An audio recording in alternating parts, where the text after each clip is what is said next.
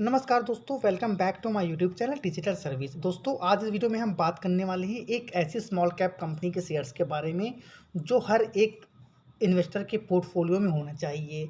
क्यों होना चाहिए, कंपनी का बिजनेस मॉडल क्या है, कंपनी के फंडामेंटल्स कैसे हैं, हर एक पॉइंट पर हम यहाँ पर डिटेल से चर्चा करने वाले हैं। उसके अलावा जो लोग यहाँ पर स्विंग ट्रेडर्स हैं, आप सभी को पता होगा कि अभी हमने यहाँ पर 2 दिन पहले एक वीडियो पोस्ट किया था जय बारह मारुति, जिसको हम जय भारत मारुति के नाम से जानते हैं। जो टारगेट बताए गए थे वो ऑलरेडी अचीव हो चुके हैं। उसके अलावा हमारा एक वीडियो आया था पराग मिल्क को लेकर जिन किसी ने भी देखा होगा, यहाँ पर जो भी टारगेट हमने दिए गए थे, नहीं देखा है जाकर देख लीजिएगा। अगर अभी भी आप इस पराग मिल्क के अंदर इन्वेस्टेड हैं तो ज़रूर ये वीडियो देख लीजिए। बहुत कुछ यहाँ पर आप सीखने भी वाले हैं, बहुत आपको हेल्प भी मिलने वाली है इस वीडियो के माध्यम से। सबसे पहले आप जो लोग नए हैं मार्केट में, हम बताना चाहते हैं कि जो भी स्मॉल कैप कंपनियां होती हैं, यहाँ पर रिस्क बहुत ज़्यादा बना रहता है। तो अगर आप रिस्क लेने की कैपेसिटी रखते हैं, आप कैपेबल हैं रिस्क लेने के लिए, तभी आपको इस स्टॉक में इन्वेस्टमेंट करना है। क्योंकि यहाँ पर डिस्क्लेमर देना चाहता हूँ कि ये कोई भी सेल रिकमेंडेशन या बाई रिकमेंडेशन नहीं है। जो भी मैं बातें यहाँ पर शेयर करने वाला हूँ, वो मेरा खुद का पर्सनल व्यू यहाँ पर रहने वाला है। हम कंपनी की शुरुआत करते हैं कंपनी के फंडामेंटल से। अगर हम यहाँ पर रेवेन्यू देखें कंपनी का, तो आप 2019 से देखिएगा, अभी तक का रेवेन्यू इनका हर एक साल हमको बढ़ता हुआ दिखाई दे रहा है, जो कि एक स्मॉल कैप कंपनी के लिए बहुत ही ज़्यादा पॉजिटिव बात है। यहाँ पर जो भी इनका रेवेन्यू है वो वैल्यू इन करोड़ है। तो आप देख सकते हैं कि इनका रेवेन्यू इस साल में 931 करोड़ का आता हुआ दिखाई दिया था, जिसकी वजह से इनका अगर आप प्रॉफिट देखें तो देखिए रेवेन्यू तो इनका बढ़ ही रहा है। उसके साथ साथ हर एक साल दर साल यहाँ पर कंपनी के नेट प्रॉफिट में भी हमको अच्छा खासा इजाफा होता हुआ दिखाई दे रहा है। उसके अलावा अगर हम यहाँ पर बात करें कंपनी का अर्निंग पर शेयर, तो यहाँ पर आप थोड़ा सा कन्फ्यूज़ हो सकते हैं। अगर आप यहाँ पर देखें तो इनका अर्निंग शेयर 42.65 का रहा करता था, जो कि आपको यहाँ पर 10.37 का है, क्योंकि ये भी एडजस्टेबल है। आगे हम बात करेंगे कि इसका रीज़न क्या है।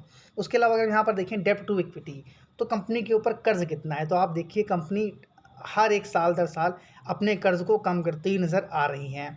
तो ये भी कंपनी के लिए बहुत ज़्यादा पॉजिटिव पॉइंट हमको यहाँ पर दिखाई दे रहा है। उसके अलावा अगर हम बात करें कंपनी के प्रमोटर्स की, तो आप देखिए इस कंपनी के जो प्रमोटर हैं उनको अपनी कंपनी के ऊपर पूरा भरोसा है। तो जो यहाँ पर आप ब्लू लाइन देख रहे हैं, यानी कि 70% से अधिक की हिस्सेदारी प्रमोटर के पास है। उसके अलावा हम बात करें FIIs की, तो यहाँ पर ग्रीन से जो आपको चीज़ें दिखाई दे रही हैं, 4.31% फॉरेन इन्वेस्टर हैं। उसके अलावा डोमेस्टिक इंस्टीट्यूशनल जो हैं 0.71% से हैं, और पब्लिक के पास हमको 25% के आसपास की हिस्सेदारी यहाँ पर आती हुई दिखाई दे रही है।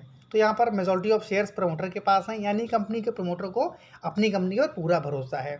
उसके अलावा अगर हम बात करें कंपनी के बारे में, तो we are process equipment manufacturer and solution providers to the chemical and pharmaceutical industries. तो आप यहाँ पर देख सकते हैं कंपनी फार्मास्यूटिकल कंपनी से जो उनके क्लाइंट्स मेजर हमको मिलने वाले हैं वो फार्मास्यूटिकल इंडस्ट्री से हैं। उसके अलावा यहाँ पर केमिकल कंपनी के केमिकल कंपनी के जो भी क्लाइंटल्स हैं इनके आते हुए हमको यहाँ पर दिखाई दे रहे हैं। अब कंपनी बेसिकली करती क्या है, यहाँ पर आप एक कॉलम देख रहे हैं, with over strength in filtration and drawing technology and glass line equipment combined. अब अगर हम यहाँ पर बात करें कंपनी की, तो कंपनी का नाम है HLE ग्लासकोट लिमिटेड। अब यहाँ पर एक लीडिंग मैन्युफैक्चरर है, किसके अंदर, फार्मास्यूटिकल इंडस्ट्री और केमिकल इंडस्ट्री में इक्विपमेंट प्रोसेस के अंदर।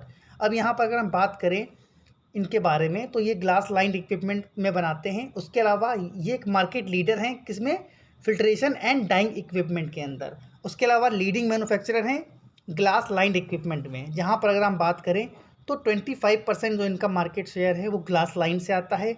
वहीं पर फिल्ट्रेशन एंड ड्राइंग इक्विपमेंट में देखें तो 50% का मार्केट शेयर ये कंपनी कैप्चर करती है। अब यहाँ पर आप पूछ सकते हैं कि सर फर्स्ट रैंक किसकी है, तो यहाँ पर फर्स्ट रैंक में आप सभी जानते होंगे GMM फॉडलर। काफ़ी एक बड़ा नाम था, बड़ा नाम इसलिए मैं कह रहा हूँ यहाँ पर क्योंकि यहाँ पर अगर आप बात करें इस कंपनी की, तो जो देखिए आगे हम अभी बात में डिस्कस करेंगे, उसके पहले हम कंपनी के बात करते हैं कुछ नेटवर्क के बारे में। तो आप यहाँ पर देख सकते हैं कि इंडिया के अंदर चंडीगढ़, अहमदाबाद, वडोदरा, सूरत, मुंबई, बेंगलोर, चेन्नई, विशाखापत्तनम, हैदराबाद, यानी बड़े बड़े जो भी यहाँ पर इंडिया के अंदर जो राज्य हैं, जो भी यहाँ पर उन पे यहाँ पर कंपनी का बिजनेस आता हुआ दिखाई दिया है। उसके अलावा इंडिया के अलावा वर्ल्ड वाइड भी देखें तो यूरोप, रसिया, थाईलैंड, USA, कनाडा, अर्जेंटीना जैसे बड़े बड़े यहाँ पर देश के नाम भी शामिल हैं। तो यहाँ पर इंडिया में बिजनेस तो कंपनी कर ही रही है, साथ ही साथ ग्लोबल मार्केट में भी अच्छी खासी प्रेजेंस कंपनी रखती हैं। अब अगर हम बात करें इनके क्लाइंट्स की, तो यहाँ पर आप देख सकते हैं कि डेविस लैब, यूपीएल, सन फार्मा, उसके अलावा यहाँ पर एक बड़ा नाम देखिए आ रहा है आपका जाइडस, अरबिंदो फार्मा, एसआरएफ, आप देख सकते हैं फार्माजेल, तेवा, डेक्कन, यानी कि जो भी बड़ी बड़ी कंपनियां हैं इनके क्लाइंट्स हमको दिखाई दे रहे हैं। उसके अलावा एक बड़ा नाम देखिए और है सैनोफी है। उसके अलावा यहाँ पर अगर आप देखें चेमिनोवा है। तो कई सारी कंपनियां यहाँ पर इनके जो हैं क्लाइंट्स हमको दिखाई दिए हैं। कंपनी का मार्केट कैप देखें तो देखिए मैंने स्टार्टिंग में कहा था स्मॉल कैप कंपनी है, तो मात्र 4,300 करोड़ का मार्केट कैप है। स्टॉक ट्रेड कर रहा है 62 के मल्टीपल पी पर। प्राइस टू बुक वैल्यू है 13.3929। वहीं पर इंडस्ट्री का पी देखें तो 26 का है। अगर आप इंडस्ट्री से इसकी पी को कंपेयर करते हैं तो काफ़ी ज़्यादा हाई वैल्यूएशन पर स्टॉक हमको ट्रेड होता हुआ दिखाई दे रहा है। डेप्ट टू इक्विटी रेशियो देखा ही था आपने, 0.79% का है। 10 रुपये का फेस वैल्यू रहा करती थी, बट हाल ही में यहाँ पर अभी जैसे कि मैंने आपसे बोला कि कंपनी के जो ईपीएस में आपको थोड़ा सा फ़र्क दिख रहा है, वो क्योंकि यहाँ पर इनकी 10 रुपये की फेस वैल्यू थी, वहाँ पर इन्होंने स्टॉक को स्प्लिट किया था, जिसकी वजह से यहाँ पर इनका जो फेस वैल्यू है 2 रुपये की दिखाई दे रही है। अब यहाँ पर अगर आप देखें तो इन्होंने आपको अक्टूबर 2022 के मंथ में यहाँ पर इन्होंने 1:5 का यहाँ पर रेशियो दिया था, जो भी स्टॉक स्प्लिट किया था। उसके अलावा डिविडेंड भी कंपनी यहाँ पर देती हुई दिखाई दी थी, और लेटेस्ट अभी इनका डिविडेंड का यहाँ पर डेटा भी सामने आने वाला है। उसके अलावा यहाँ पर अगर हम बात करें इनका एनुअल रेवेन्यू ग्रोथ की, ये पॉजिटिव पॉइंट्स हैं इनके, ज़रूर नोट डाउन करिएगा। अगर आप देखें तो 42.3% का रहा है इस साल, जहाँ पर इनका जो एक एवरेज ओवरऑल अगर देखें फिजिकल ईयर्स लास्ट में तो कितना है 16.6% का सेक्टर का एवरेज रेवेन्यू ग्रोथ हम बता रहे हैं यहाँ पर।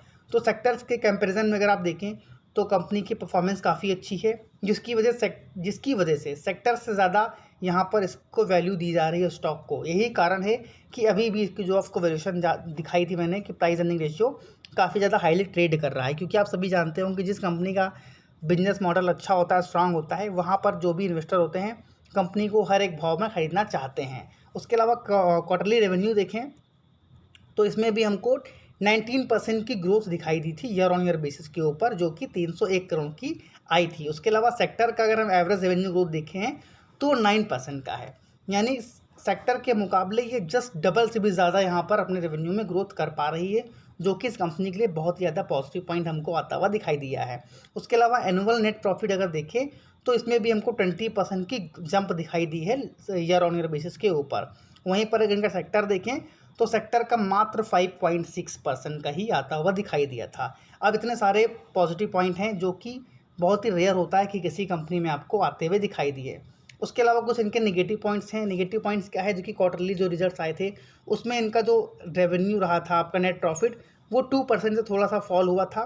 तो ये एक बहुत ही बड़ा नेगेटिव पॉइंट देखिए बिल्कुल नहीं है। तो यहाँ पर मैं इसलिए डिस्कस कर रहा हूँ ताकि आपको ये ना लगे कोई भी नेगेटिव पॉइंट मैंने यहाँ पर डिस्कस नहीं किए। उसके अलावा अगर हम बात करें स्टॉक की, तो स्टॉक में हमको इस साल करीब अंडर परफॉर्म करता हुआ दिखाई दिया है और ऑलमोस्ट 2% के आसपास डाउन दिखाई दिया है। वहीं पर इस सेक्टर ने 75% के रिटर्न बना कर दिए हैं। अब देखिए उसका भी कारण क्या है, मैं आगे वीडियो में देखिए यहाँ पर कवर करने वाला हूँ। प्राइस अर्निंग रेशियो देखें यहाँ पर, इसकी वजह से अगर आप सेक्टर का देखें 57 का है। वहीं पर इसका जो हमने पहले स्टार्टिंग बोला था कि हायर प्राइस पर ट्रेड कर रहा है, जहाँ पर 63.4 का इनका प्राइस अर्निंग रेशियो है। वहीं पर सेक्टर का 57 का हमको दिखाई दिया है, जो कि मैंने अभी देखिए कवर भी किया है। इसका कारण क्या है। उसके अलावा डेट टू इक्विटी रेशियो देखिए काफ़ी कम है, ये पॉजिटिव है। अगर एक से कम होता है किसी भी कंपनी का तो वह हेल्दी साइन माना जाता है, आप सभी को ये बात पता होगी। इंटरेस्ट कवरेज रेशियो भी काफ़ी शानदार है, यानी कंपनी जो भी अर्निंग कर रही है उसके कंपैरिजन में जो भी इनका डेप्ट है वो बहुत कम है। तो कंपनी बहुत ही आराम से अपने डेप्ट को चुका देगी, किसी भी तरह की कोई दिक्कत वाली बात यहाँ पर नहीं है। प्रमोटर का प्लेस देखें तो कोई भी प्रमोटर के जो शेयर हैं वो गिरवी हमको दिखाई नहीं दे रहे हैं। अब यहाँ पर देखिए एक नेगेटिव पॉइंट अभी जैसे कि मैंने नहीं, इसको पॉजिटिव पॉइंट आप बोलेंगे। अगर आप देखें एनएससी के ऊपर जो डेटा दिखाई दे रहा है, इसमें स्टॉक में आपको 55% की गिरावट दिखाई दे रही है। अभी हाल ही में ये कंपनी एनएससी के ऊपर लिस्ट होती हुई दिखाई दी थी।